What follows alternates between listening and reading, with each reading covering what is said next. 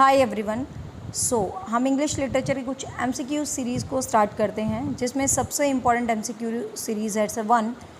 इसमें हम डिस्कस करते हैं कुछ इंपॉर्टेंट कोटेशंस, लाइक लिटरेचर में कुछ कोट्स होती हैं, कुछ कोट्स के ऊपर कुछ वर्क्स बेस्ड होते हैं, तो उनसे रिलेटेड एमसीक्यूज़ को हम डिस्कस कर लेते हैं। तो फर्स्ट है, drink to me only thine eyes whose words are this. Drink to me only thine eyes, तो ये बहुत फेमस लाइन है by Ben Jonson. Ben Jonson का जो वर्क था द सीलिया, मतलब बेन जॉनसन की जो एक सॉन्ग टाइप पोइट्री कह दो, एक सॉन्ग टाइप वर्क है टू सीलिया, टू CELIA, ठीक है, टू सीलिया। तो इसमें है ये line, drink to me only thine eyes, ठीक है, कुछ ऐसी करके लाइन है, and I will please with mine or leave a kiss within a cup और I will not ask for wine. तो ऐसी है ये complete line. I repeat again, drink to me only with दाइन eyes and I will please with mine or leave a kiss within a cup and I will not ask for wine। तो ये complete line है Ben Jonson की the work to सीलिया में, ठीक है, बहुत importantly कई बार एग्जाम में पूछा गया। और आगे जाके इसका इंग्लिश एक सॉन्ग भी बना है जिसको गाया था लुइस आर ड्रेसलर ने, LOUISE, Louise R Dressler, DRESSLER, ठीक है। तो ये भी ध्यान रखना, काफ़ी अच्छा सा क्वेश्चन है। नेक्स्ट है, काफ़ी फेमस है, I think everybody knows about it, reading make the full man, conference a ready man and writing an exact man. Everybody knows, I don't think so कि कोई लिटरेचर का बच्चा है और उसको ये क्वेश्चन ना पता हो। तो ये बेन जॉनसन के मतलब ऑफ स्टडीज़ ऐसे से हैं और काफ़ी इंपॉर्टेंट है, तो सबको पता है। Sorry, Bacon, not Ben Jonson, Bacon के ऐसे से हैं, ठीक है, तो बेकन रहेगा इसका आंसर। नेक्स्ट है, to whom did Crashaw pay a tribute as a poet who ruled as a thought fit the universal monarchy of wit. तो किस पोएट के लिए थॉमस कैर्यू जो राइटर थे, कैर्यू, उन्होंने एक ट्रिब्यूट पे किया था।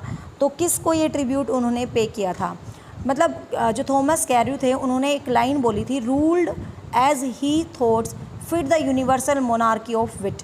तो ये लाइन थॉमस कैर्यू ने किसके लिए यूज़ की थी? तो ये लाइन इन्होंने जॉन डन के लिए यूज़ की थी। John Donne, the greatest poet you all know well, तो जॉन डन के लिए ये वर्ड्स जो है यूज़ किए थे। नेक्स्ट है, a little learning is dangerous thing. तो आई डोंट थिंक सो कि ये भी नहीं पता होगा, ये भी बहुत ही ईजी क्वेश्चन है और बहुत इंपॉर्टेंट है। ये अलेक्जेंडर पोप का एसे ऑफ क्रिटिसिज्म से है। तो ये तो बहुत फेमस है line, a little learning is dangerous things, कि अधूरा ज्ञान खतरनाक होता है।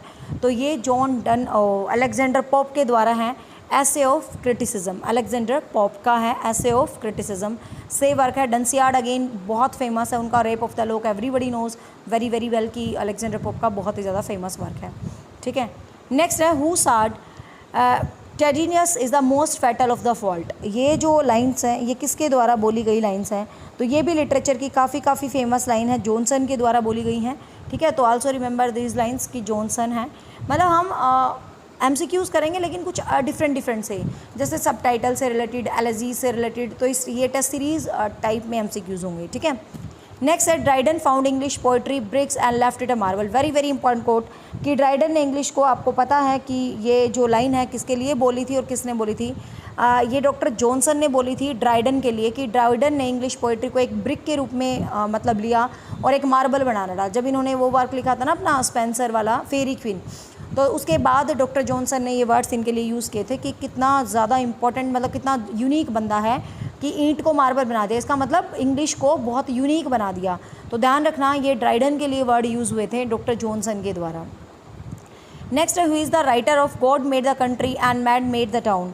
तो ये God made the country and man made the town, तो very very famous line by William Cowper. William Cowper की लाइन है ये, God made the country and man made the town, तो ये भी काफ़ी इंपॉर्टेंट है, विलियम कॉपर की लाइन है। नेक्स्ट है, it is truth universally acknowledge that is single man possession of a good fortune must be want to be a wife in the which of the Austens does the sentence occur. Jane Austen का मतलब कौन सा play है? Victorian age की काफ़ी famous novelist है, sorry not play, काफ़ी famous novelist है Jane Austen. Pride and prejudice, sense and sensibility, एमा, आपको पता है काफ़ी इंपॉर्टेंट जो है ये है। तो ये जो लाइन है इनके किस वर्क से है? तो बेसिकली यदि हम बात करें जेन ऑस्टन की, जो थीम थी मैरिज को ही लेके थी, marriage and families, and in fact she is unmarried, but इनकी थीम यही रहती थी, आपको पता है, पढ़ चुके हो आप लिटरेचर में बहुत डीप कंटेंट में अपने। तो Emma is the lady, Emma is main protagonist of this particular novel. और इसी से लाइन है, it is a truth universally acknowledge that a single man position of a good fortune must be in want to be a wife. ठीक है, कि एक single man का अच्छा फॉर्च्यून होता है। तो एमा से ये जो है कॉट लाइन्स ली गई हैं। नेक्स्ट है, who made the cryptic remark that Milton was on the devil's party without knowing whom. तो एवरीबडी नोज ऐसा फेमस कोटेशन है, मैम में पढ़ते हैं, दैट इज़ विलियम ब्लैक। तो विलियम ब्लैक ने ये कॉट बोली थी कि मिल्टन, आपको पता है जो पैराडाइज लोस्ट है, मैंने बहुत डिटेल से पढ़ा है। इवन बच्चे, मैंने पैराडाइज लोस्ट की 12 बुक्स को बहुत ज़्यादा डिटेल से पढ़ा रखा है। इंग्लिश लिटरेचर की प्लेलिस्ट में आपको मिल भी जाएगी, और कोर्स में तो हम लोगों ने पढ़ा ही है। बट ये जो MCQ सीरीज़ है, इसको मैं कॉमनली स्टार्ट कर रही हूँ, YouTube as well as course. ठीक है, दैट्स वाई। तो आपको पता है ये विलियम ब्लैक की हैं, क्योंकि आपको पता है जो पैराडाइज लोस्ट है by the Milton, the greatest epic of Jacobean era, तो इसके अंदर आपको पता है वो सैटर्न की ज़्यादा बड़ा चढ़ा के बोलता है। देन विलियम ब्लैक ने इस चीज़ को यूज़ किया था। ठीक है, नेक्स्ट है, who said the child is the father of man. तो ये फेमस जो पैराडॉक्स है, the child is the father of man, that is by William Wordsworth. तो ये विलियम वर्ड्सवर्थ का है। The next question is, who says that poets are the acknowledge legislator of the worlds. तो ये PB Shelley के द्वारा कही गई बहुत ही इंपॉर्टेंट लाइन है। Poets are the acknowledged लेजिस्ट्रेटर of the world. तो these lines given by PB Shelley. ठीक है, नेक्स्ट है, who said about Shakespeare that he knows small Latin and less Greek. तो ये लाइन भी काफ़ी बार एग्जाम्स में पूछी गई हैं। हु सेड, किसने कहा था कि Shakespeare that the news small Latin and less Greek. तो ये जो लाइन है, ये बेन जॉनसन ने कही थी शेक्सपियर के लिए। ठीक है, तो आंसर रहेगा B, that is Ben Jonson. Next है, my name is writ in water, who says these about himself. तो ये भी बहुत इंपॉर्टेंट है।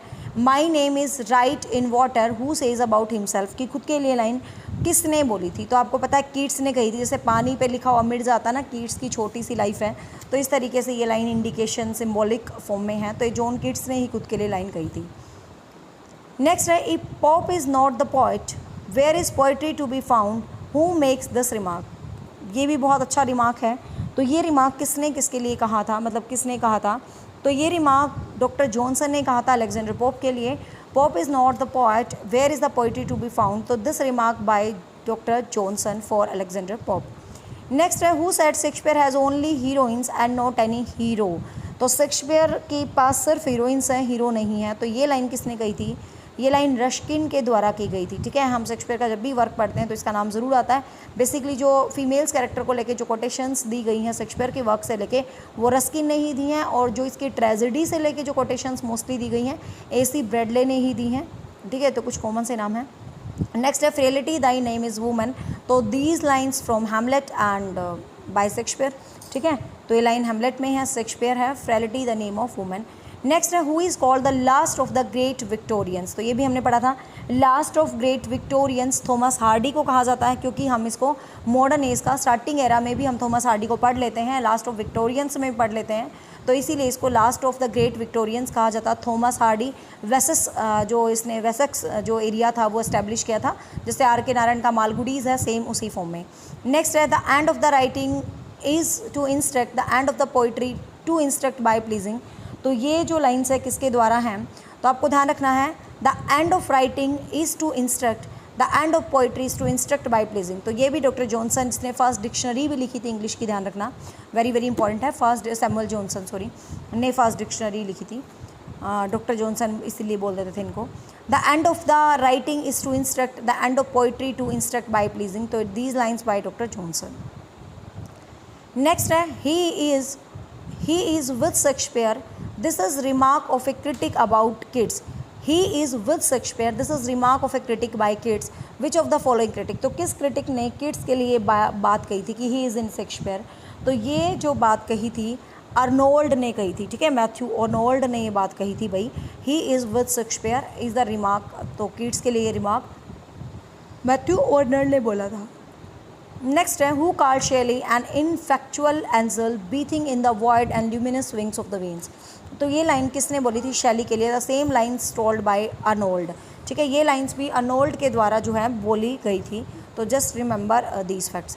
तो ये इंपॉर्टेंट 20 क्वेश्चंस थे जो रिलेटेड टू कोटेशंस थे, एज वेल एज कुछ कोट से रिलेटेड हुए जो वर्क्स आ जाते हैं। होप सो आपको ये एफर्ट पसंद आया है। If you like this effort then don't forget to like and don't forget to comment me कि आपको इस टाइप की इंग्लिश की जो क्वेश्चंस की सीरीज़ है वो हम स्टार्ट करें। वैसे तो मैं ये कोर्स वाले स्टूडेंट्स को कुछ टेस्ट रखा था, बट मुझे ध्यान आया कि इस टाइप के जो टेस्ट सीरीज़ रखेंगे उनको हम यूट्यूब पर ही सोल्व करेंगे ताकि आप सबकी भी हेल्प हो जाए और साथ में जो कोर्स वाले बच्चे हैं उनको टेस्ट का सोल्यूशन वीडियो में मिल जाए। So bye bye, take care, have a nice day, thank you so much.